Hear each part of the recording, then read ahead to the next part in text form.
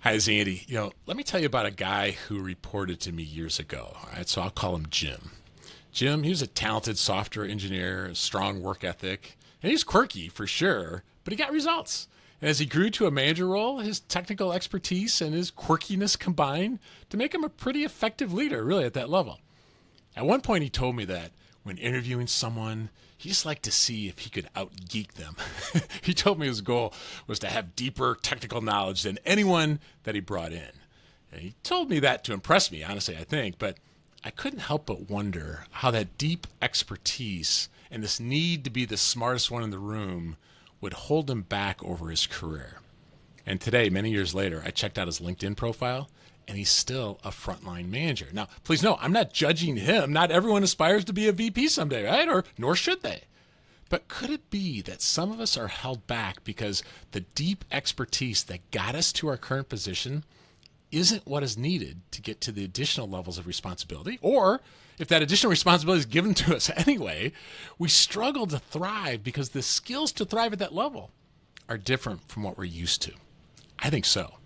And which is why I'm excited to introduce you to Wanda T. Wallace. Wanda is the author of an insightful book, You Can't Know It All, Leading in the Age of Deep Expertise. In this episode, you're going to hear Wanda describe the difference between being an expert leader versus a spanning leader. She'll explain how the way we add value is different when we're a spanning leader. Wanda will talk about how to deal with mistakes, both when others make them as well as when we do. She'll talk about how to better deal with ambiguity that comes along with greater responsibility, as well as how to develop trust across a broader base of people. Before we're done, Wanda will talk about executive presence and share some advice specifically for women. It's an engaging discussion with someone who specializes in helping women and men get to the top, stick, and thrive. Hey, but first, since we're talking about careers in this episode, here's a quick question. Do you know someone who's in college or maybe recently graduated? I mean, let's face it, some people know exactly what they want to do at that stage, but my experience is there are a growing number of people who dread being asked the question, so what's the plan? When it comes to their career, they have no freaking idea. And I bring this up because we've recently released a new course entitled just that, No Freaking Idea, How to Navigate Career Uncertainty. It's a career guide for people who don't know what they want to do, and the feedback on this course has been fantastic. Whether it's you that's wondering about next steps in your career or a son or daughter that can use some perspective, learn more by going to nofreakingidea.peopleandprojectspodcast.com. Thanks. Well, let's jump into today's discussion with Wanda about her book, You Can't Know It All. Wanda, thank you for joining us on the People and Projects podcast. Thanks for having me, Andy. And I have to tell you, it's not just people out of college. Yeah. I see people in their 30s and 40s and later who still have no freaking idea what it is they're supposed to do next. Yeah, Okay? I agree. Common problem. I think you're right. In fact, we've had some people who are older in it, and they're like getting positive feedback from them as well. So I think you bring up a really good point. I still don't know what I want to do when I grow up. Wanda, come on. A common challenge for people that are leading teams and projects is being elevated from a role where they were thriving, an expert in many ways, to a role where they now need to rely on other people. Mm-hmm. And maybe it's from an individual contributor role to a project manager role, or frontline manager to middle management. But in either case, it's a new role requiring new skills. In our terms, in the terms that you use in your book, they're going from an expert leader to a spanning leader. So how do you like to describe this? Okay, I'm gonna just rewind that one. I'm so glad we get to edit, so I'm gonna start that one all over. Okay. A common challenge for people leading teams and projects is being elevated from a role where they were thriving, an expert in many ways, to a role where they now need to rely on other people. So maybe they went from an individual contributor to a project manager role, or a frontline manager to middle management, but in either case, it's requiring new skills. Or in your terms, they're going from an expert leader to a spanning leader.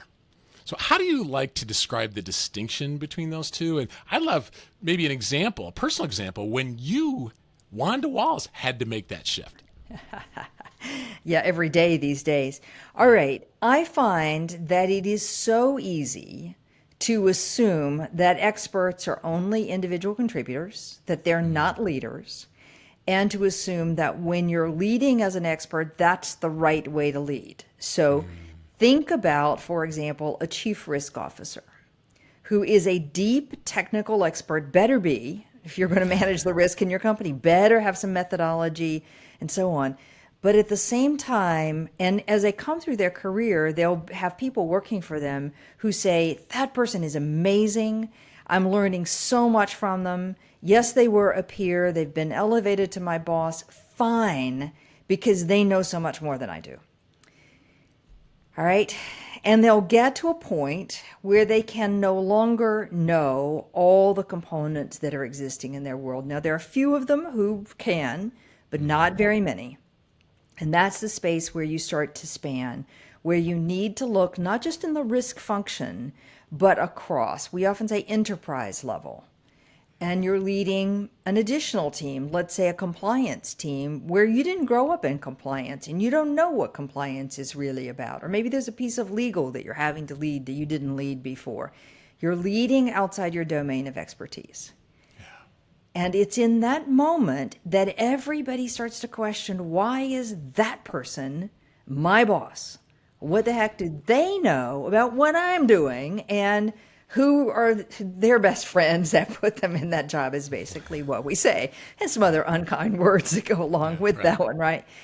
And that's when their confidence, the leader who's now spanning's confidence will start to take a hit.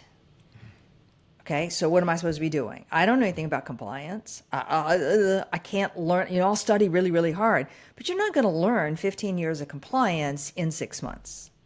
And it's offensive to everybody else if you try. So how do you get their credibility? How do you get their respect? How do you make decisions? How do you make sure you represent them well? What the heck are you supposed to be doing as a boss? And it's in that moment that everybody has this panic of crisis.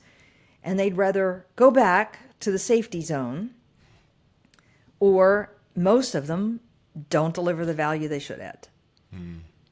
Okay, so that's how I like to describe it. It's easy to assume that it's simple, but it is the most difficult transition I think leaders face anywhere in the organization. And today, we often say, oh yeah, it's general management. No, it's not. I'd like to kill the term general management. I saw that. Because general management means that you can take me as a leader and drop me in any part of the organization and I can do the job. No, you can't, because it requires some expertise. You just can't be an expert on everything. Hence the title of the book, You Can't Know It All. That doesn't mean you know nothing. It means you can't know it all. Okay, so you got to have some knowledge, but you don't have to have deep, deep, deep knowledge in absolutely everything. Some places, yes, but not all of it. Okay, so now you asked for a personal example. You want a personal example? I'd love it, yeah. All right, so I was a faculty member, running my classes, dealing with my students, doing my research, having an RA, a TA, a portion of an assistant. Okay, great. The typical faculty member job.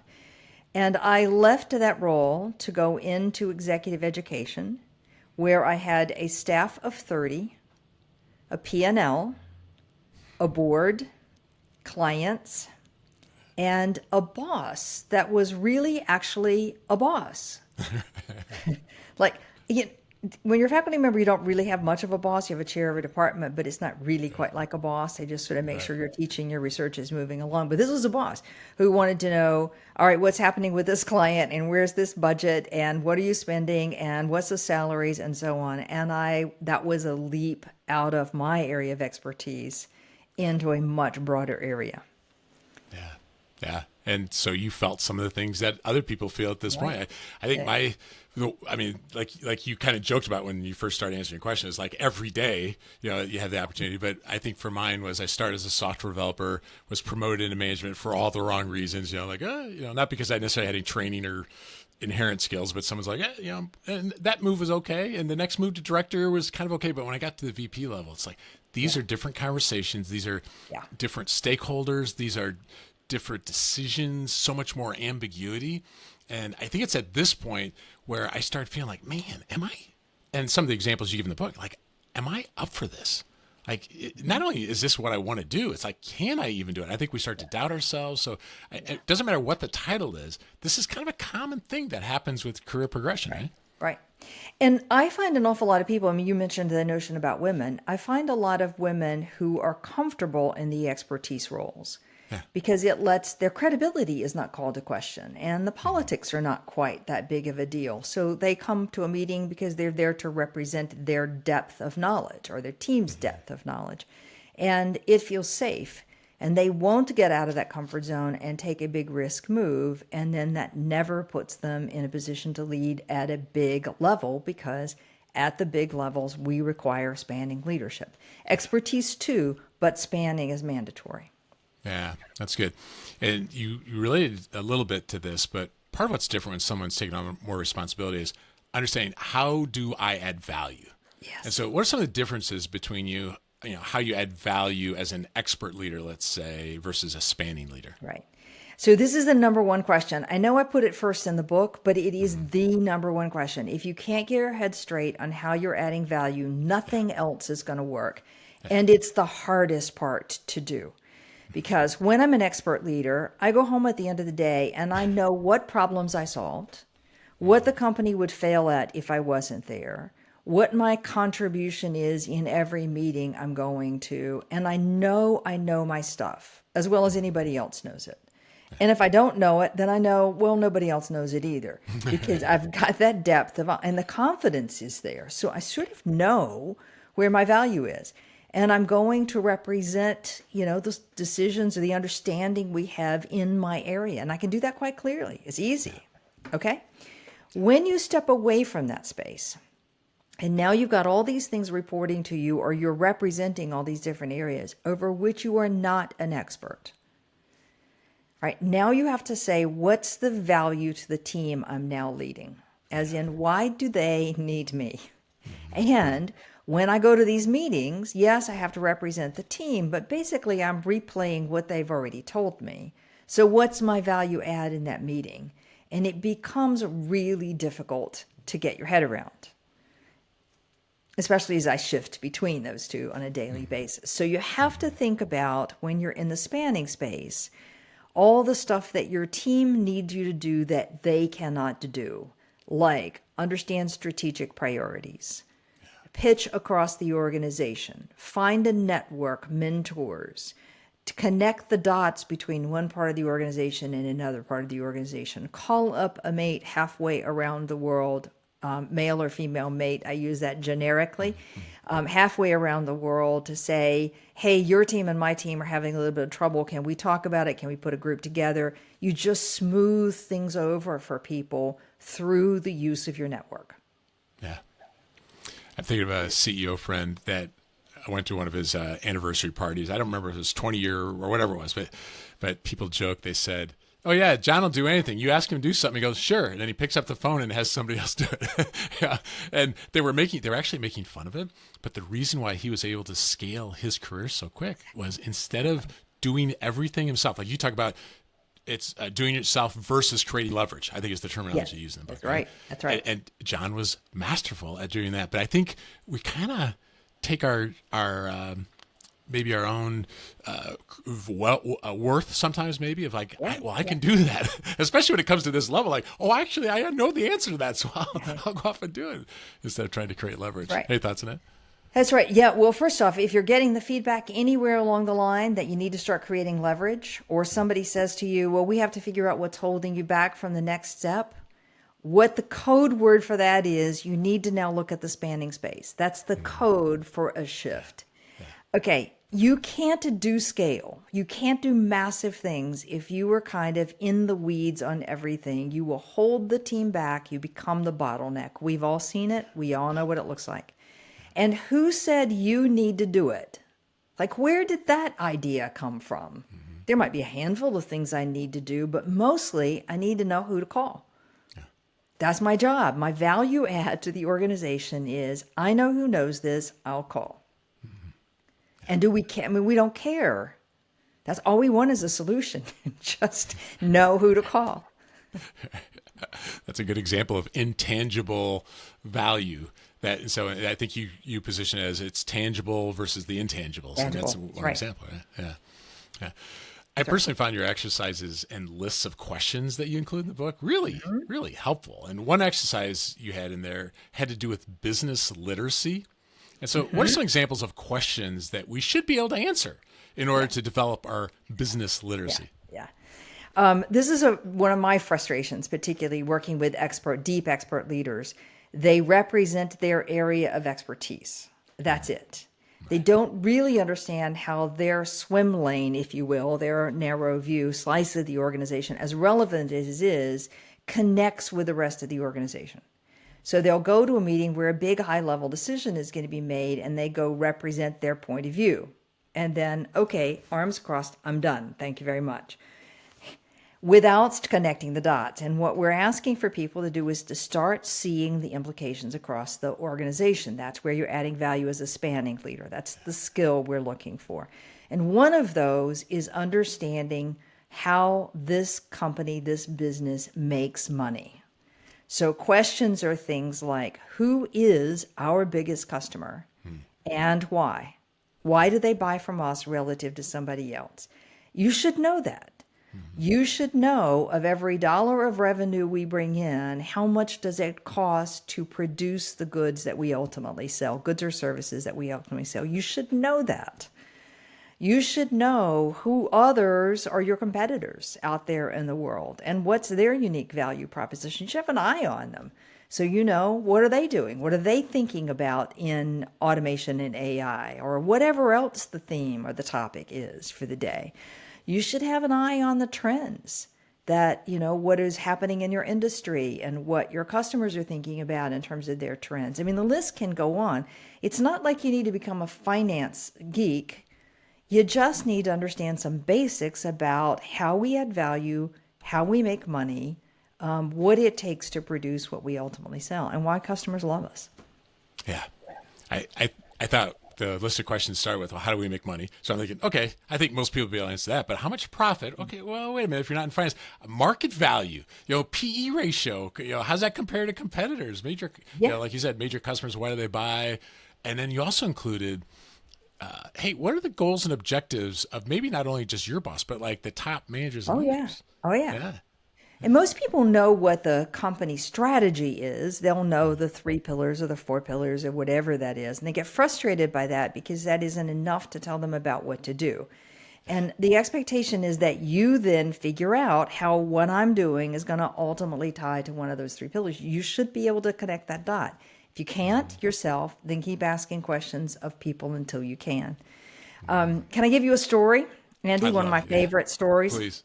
Yeah, that'd be great. This is directly from a colleague who was in the story at the time. And I won't give away the company because I often keep this stuff confidential. But at any rate, in a functional area, and his CEO shows up at his door right after he's joined the company and says, "Hello, John, I'd like to introduce you to these 2 people who are our long-term customers. They're average citizens buying a consumer goods. They're going to follow you around all day. You're not to change your meeting schedule at all. We've all talked about it. And we'll meet in my office at 4 p.m. to review. Nothing else said." Okay, so here you are going to all of your senior level meetings, all the conversations you're having. You've got these 2 customers following you around, and they meet in the CEO's office at the end of the day. And the CEO turns to the 2 customers and said, "What did John do today that added value to you?" Wow. Do you remember what they said? Not much, I think, was the answer. And John said directly, "You never want to go through that experience more than once." But it's that mindset of who's the customer and how am I adding value, not to my internal customer, to the ultimate one who's paying the bills. Yeah. What am I doing that's adding value to that customer? Everybody should be able to articulate it, plus how much money that brings in. I love it. Thank you so much for sharing that story. Maybe someone just got an idea. I was talking to a friend. He's a general manager, which I know you don't like that term, by the way, but he's a general manager at a major fitness place in the area. And his CEO is known for just showing up and not announcing it. And it's not to try to catch people doing wrong, but the CEO is in his office and he walks in like, "Oh," and he gives him a big hug. Like, "Hey, let's walk around." And you know what? It keeps you on your toes and had questions. But I think having a customer there is even more compelling. That's interesting. I appreciate you sharing that. Yeah. one of the Yes, there's a challenges. whole long list of questions, but I start with, and you would be surprised, Andy, how many times I have asked people who, are kind of pretty senior level leaders, who's your biggest customer? And the answer is, I don't know. Like, how can you not know who your biggest customer is? I Right. get you're not in sales, but you should still know. That's so good. One of the challenges of, moving to more of a spanning leader approach is that we have less control over the outcomes. Right? I mean, people make mistakes and I feel like, well, I trusted them and I'm going to, take the heat. And so another major focus for spanning leaders is knowing how to get the right work done. And in that section, you include ideas about how to cope with mistakes. Right. And so I'd love your take on this on both sides of the table. Right. What are some ways this spanning leader takes, responds when someone on their team makes a mistake, as well as when the person who makes the mistake? Makes a mistake, right? All right, so let me do the contrast first. When you're Yeah. the expert leader and you know it better than anybody else, or at least as well as anybody else in the company, you got a team working for you. Your job is to control the quality and the risk. That's ultimately what you're there to do. We don't take mistakes very kindly in your area of expertise because you should have been on top of it. Now, granted, some stuff goes wrong. You get a pass occasionally, but not very much. Your job is to train your team, check your team. I mean, there's some components to it that's really what your job is about. But when you're the spanning leader, your job isn't to control the quality and risk. Your job is to control the priorities and the focus. So what is it we need to spend our energy on? How much energy we need to spend on it? How does this tie together? And your job, you're enabling. You're not doing and checking, you're enabling. When you're enabling, you're not on top of the details and there will be mistakes. And it is a learning process. So you got to see it as that. Hopefully they don't cost the big numbers, but you got to see it as a learning process. That's what's happening. And you'd like to say, well, did I miss in explaining what the goal was, what the guardrails were? Should I have checked in a little bit more? Was there something I should have done that would have made that mistake less likely? Okay. You should always ask, what do we learn from this mistake? What do we do differently next time so that we move forward?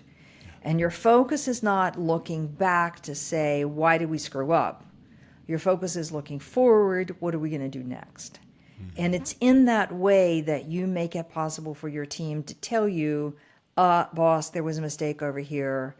I caught it. Here's what we're going to do. Here's what I think we needed to fix. Here's what we should change. And that stuff is what you want coming to you as a manager. But the moment you start criticizing people, they will stop telling you, particularly as a spanning leader. Now, I remember you had that story in there about the person who made the $500 million mistake and they thought they were going to get fired. Is that apocryphal or do you know somebody no, that that was a actually- real story. It's actually totally a real story. I met the guy Would you mind involved. sharing that story? Yeah.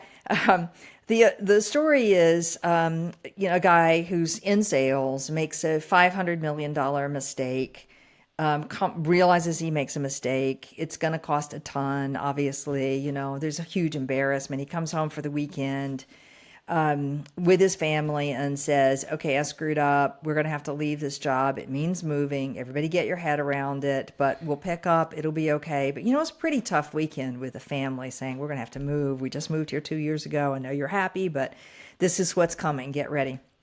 And his boss called him on the weekend and said, see me, or Friday afternoon, and said, see me Monday morning at 9:00. Okay. And you're just sitting there thinking, oh, you can imagine.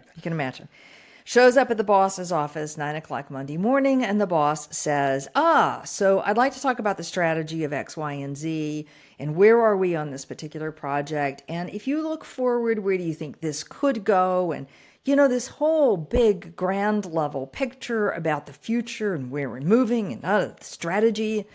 Finally, there's 5 minutes left in the hour. And the guy turns to his boss and says, aren't you going to fire me? And the boss says, nope, I just made a $500 million investment. Don't do it again. Said almost no boss ever, but it is an interesting way of looking at it. That first of all, he won't make that mistake again, probably. He Right? won't. Yeah, He won't. yeah. But just the way we respond, just like you said, the way we respond. It doesn't mean there's lack of accountability or anything like that, but it's that mistakes are going to happen. And Right. that's an example Right. of, as spanning leaders, for example, we face more ambiguity. You talk about Right. that in the book. And some people think that three hardest words to say, Wanda, are I love you. But for experts, it might be I don't know. Yeah. Right? Because we're used People to in having the business, I don't answers. know, is the hardest one. Yeah. Right, right. Yeah. Let me So, just, I want to go back on the story about the $500 million oh, yeah, investment. yeah, I please. want you to think about how much engagement that guy has, and how much commitment he has, and how much loyalty he has, and how hard he's going to work to make up that mistake. He will never make it again. But what you just bought is, like, that may well be worth 500 million. Now, if he shows up and's cavalier and yeah, so what? Might Blaming fire and him. Yeah, I might yeah, fire him then. That might be a right. different story. But he Yeah. showed up already having beat himself up. You don't need to add to that. Oh, that's such a good ad. I appreciate you adding that to it. We Okay, so ambiguity. easily miss that. Yeah. Yeah. Yeah. So, what are some ways you've personally learned to embrace ambiguity? You personally. Okay. The secret is curiosity. There's more to it than that, but the secret, I believe, is curiosity.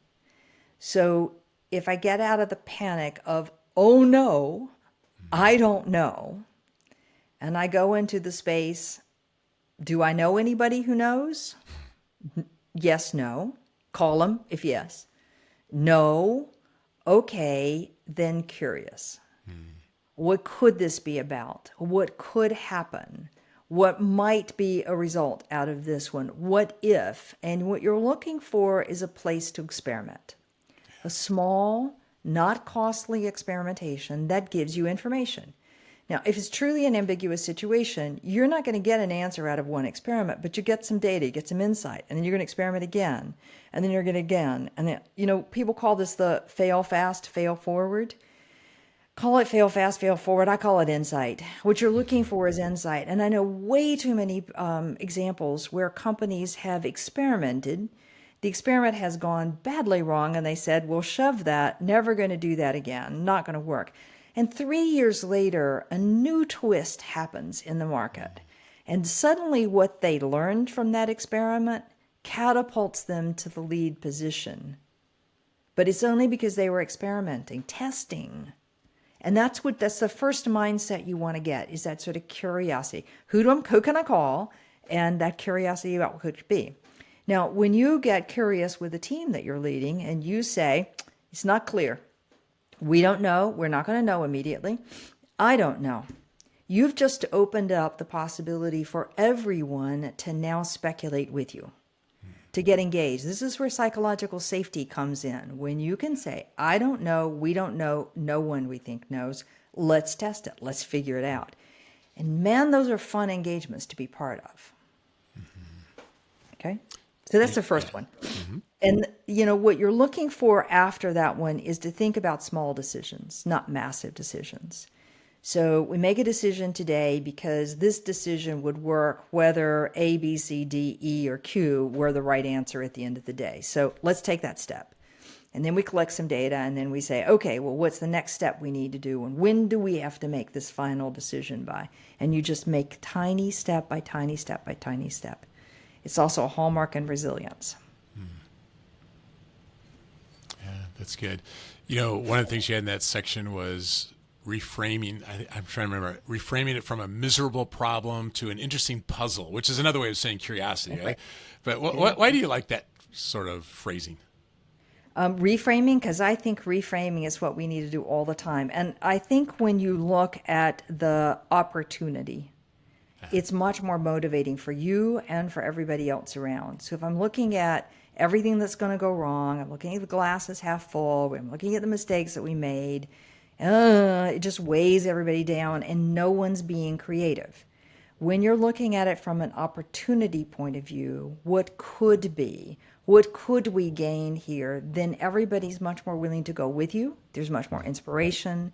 There's much more creativity. And you just got a better chance of an outcome. So that's why I'm such a big proponent of all of this. It's that opportunity side and the looking forward.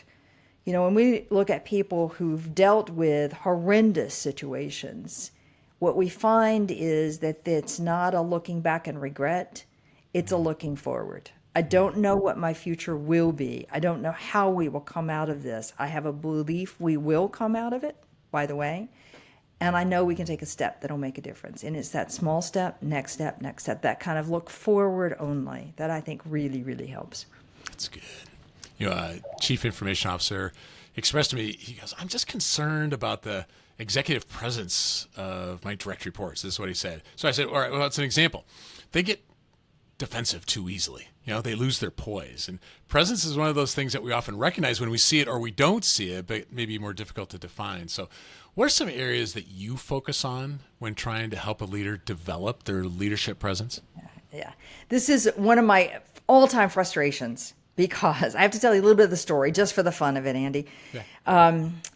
Women always get the feedback, frequently get the feedback that you're lacking gravitas or executive presence. And they get really upset about it because what the heck does it mean? Right. So many years ago, 10, 15 years ago, I was going around talking to communication specialists saying, what is executive presence? And they would say back to me, I don't know, but when you figure it out, would you call me? And I gave up, like in my strategy of who you're going to call, I called everybody I thought who might have you. I finally gave up and said, fine. And I started looking at videotape and showing videotape and saying who is having executive presence and what is it that they're doing and getting people to watch that videotape and critique it and, pulled it together. And out of all of that experimentation with thousands of people, I come to my own conclusion of what I think executive presence is. And I think it's a checklist. So and you start at the top and you work your way to the bottom. So anybody who's got this problem, I'm going to tell you, start at the top and then work your way down. All right. And the number one is you need to look the part or we don't take you seriously. And I know people don't love that because I don't want to think that you judge me by the outer cover. But the fact is, as human beings, we judge people by the outer cover. So you want your outer cover at a minimum to be what the company is expecting and also to be organized, coherent, pulled together. So like you don't want to walk in with your papers falling all over everywhere. Just basic. Okay, so simple. And I'm not saying wear a suit, don't wear a suit. None of that is relevant, especially today. But your appearance has to be not something people are distracted by. Yeah. Okay. Then second, you need to be able to have something to say it quickly, concisely, and to the point. So you see people all the time who wander around, like maybe a little bit I'm doing right now, not answering your question directly. No. But, that you wonder, do they ever get to the point? And, in New York, we allow people about 2 seconds to get to the point. In London, maybe you get 15 seconds. In Asia, maybe you get a minute. But you don't get a long time. Get to the point. And there's a while after, I don't care what you have to say, just stop talking. So you've got to have a point and be able to say it concisely, or else you don't get a pass on that one. All right, then moving down from that, I need you to connect to the audience. If you can't connect to the audience, nobody's listening to you. And the secret about connection is it's emotional. Do you know where your audience is coming from? Do you know what your audience is feeling? Can you address it? Can you show the emotion that's appropriate? Now, I didn't say have a temper tantrum in front of your audience. Right. I said recognize that people are frustrated. It's about talking about the emotion. Okay? Then fourth, we come to your confidence. Now, confidence is 2 parts. There's the physical part that I do, and then there's the mental part, the mental game with myself. Physical part is just a bunch of bad habits that give away nervousness. So, for example, if I were doing this all day long with my hair, fiddling with my rings or my cufflinks or my watch or whatever, a tie, you would know that I am nervous. And there's a series of these. You can pick up any body language book almost anywhere, and it'll give you the series of habits. But it's just stop those nervous habits. Great posture, heads to presence faster than anything else, eye contact, and stop fiddling. Okay? So then we have the mental game, and that is what you tell yourself. Are you telling yourself, I can do this? Or are you telling yourself, oh, I don't know, I'm going to get found out this time? So get control of that mental voice. And again, there are techniques and tricks for doing that. All right, and then we move to the advanced course, which is, can you handle the heat? when somebody is coming at you with a challenging question, can you take it? Or do you get unnerved? Do you get defensive? Do you start blundering? Do you completely cave? Do you push back too hard? Can you handle it when there's heat? So either where there's conflict on the one hand or a challenging question on the other hand. And then the final thing, look, we're all ADHD, I swear, today. Gloria Marx would say our attention span is in half, and I think she's right about that.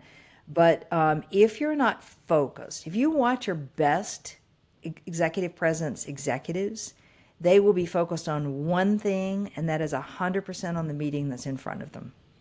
If they need to do a phone call or check a message, they will pause a meeting, step away from it, check it, and come back. All right? So that focus is the last piece that adds to executive presence. Yeah, that is so good. That is gold, Wanda.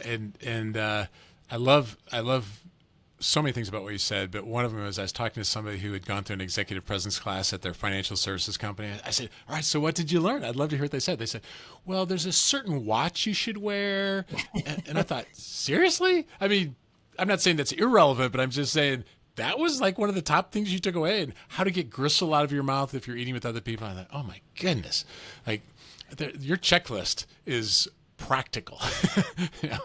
Okay. All right. So you probably, in the appearance category, you probably do need some good manners if you're at dinner with a client. That would be inappropriate. And we have there are courses and videotapes and, review if you need to. But that's in that appearance category. The watch is in the appearance category. And, I know people who will say that the watch you're wearing makes a difference for the clients that you're meeting. But that is not everybody in every organization. So that's not the answer to executive presence. Right. Yeah. I love your point. Even something as simple as posture can be the single thing that maybe, like I don't have the best posture by nature or nurture, but still, that's something that can be worked on, right? I mean, there's practical things like that. So, yeah. Thank you, Wanda. I appreciate that. And, you've already brought up some things for women. I'll tell you, our project management classes, often 75-80% of the classes are women. So women are finding that project management is a great career path for them. So you've worked with a lot of women over the years, and I didn't want to miss the opportunity to ask you, like, what are some things that women listening to us could be thinking about as they prepare for greater levels of responsibility and more spanning, and maybe some ways that men can support them? Right. Okay, so first let me say there's a lot that's wrong in organizations and in our society about how we support women, about how we support other minority groups. We got a lot of work to do as a society. But my mission is to put controls back in the hands of the individuals because they're the ones with the vested interest in getting their careers on the right track. So I'm not letting the organization off the hook at all, and nor should any of you. However, that isn't going to be enough. If I wait for the organizations, we'll be waiting too long. So I want to get people in positions where they're thriving, as you said at the very beginning, and that will change the system as well. Yeah.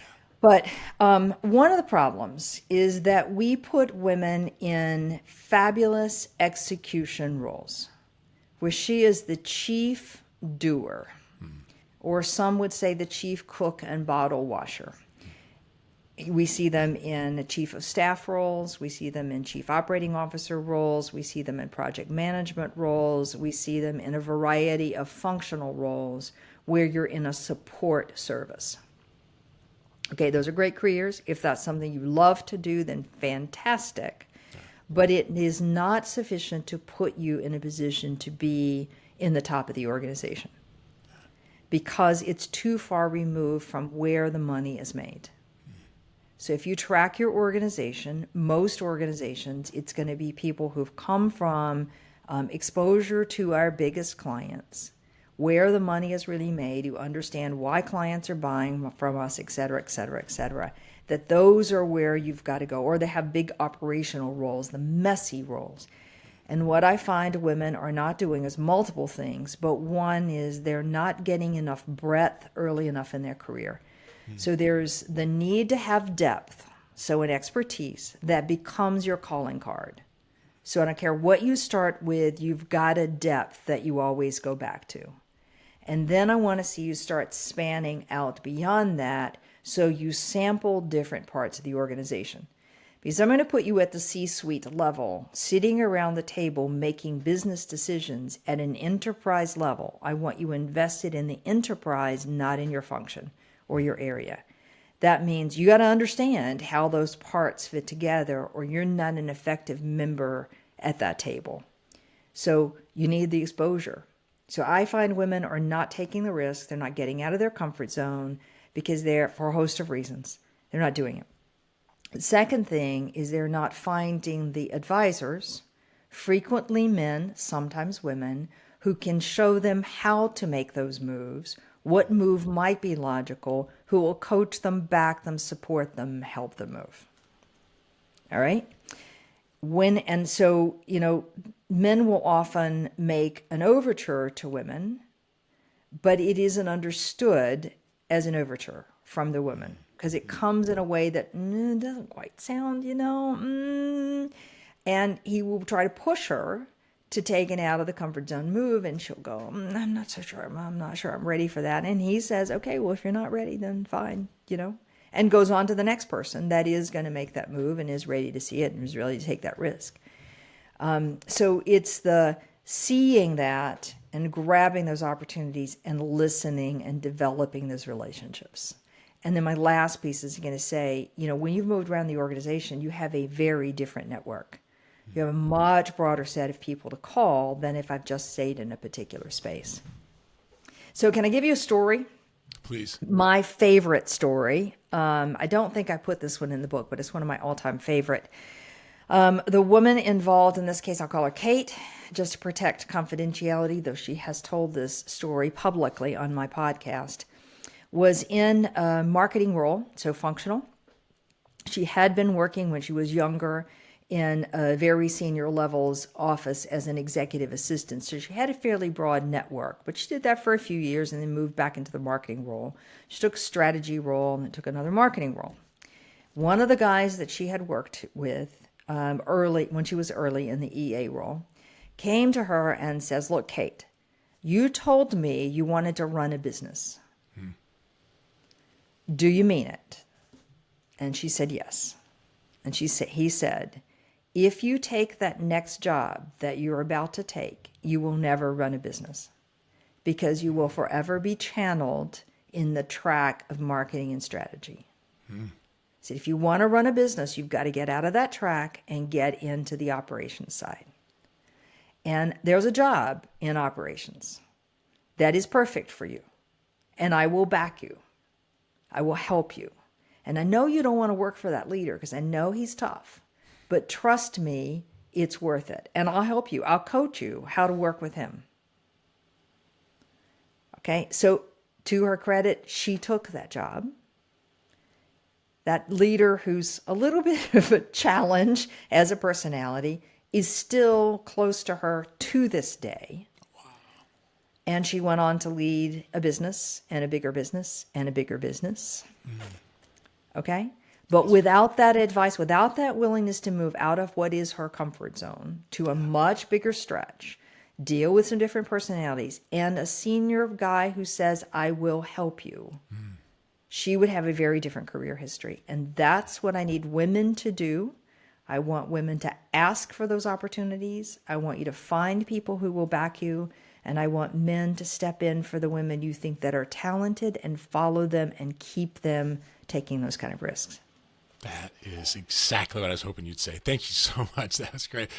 So many other things actually I'd love to talk with you about, even beyond the book. But how about we end with this? We have a lot of parents who listen to the podcast, and I don't know if a parent ever feels like they're an expert, let's say, leader at home. But I've noticed that as my family got larger and my kids got older, there's an element of some similarities in the shift that needed to occur. Can you think of any ways that your spanning leader advice might actually apply to parents? Absolutely. I mean, as you, one of the things that happens sometimes with spanning leaders is you don't necessarily move your area of expertise. You stay in that area of expertise, but you need to let your team now become the experts. So you have to step away from it. And I think that's sort of what parenting is. You know what to do, you know how to do it, you direct them, you tell them, you guide them, you force them, you do all sorts of things. But there's a point at which, usually somewhere around the teenage years, where you have to let them become the experts themselves. Yeah. Let them try it. And you stand on the sideline, coaching, cheering, picking up occasionally, inviting them to reflect on what worked and what didn't work, building relationships broadly with other parents and with their friends. So there's it's a lot like spanning leadership at some point, I think. Yeah. Yeah. I appreciate you actually playing with me on that one, because I think there are elements of which I've seen that same sort of thing. And yeah, let me just say this for those listening: as the world continues to get more complex, as you continue to grow in your career, these ideas of being a spanning leader are increasingly relevant. So if you resonated with this discussion, get a copy of Wanda Wallace's book, You Can't Know It All. I put links to the book and Wanda's website in the show notes for this cast. So Wanda, thank you for joining us on the People and Projects podcast. Thanks, Andy. What a great conversation.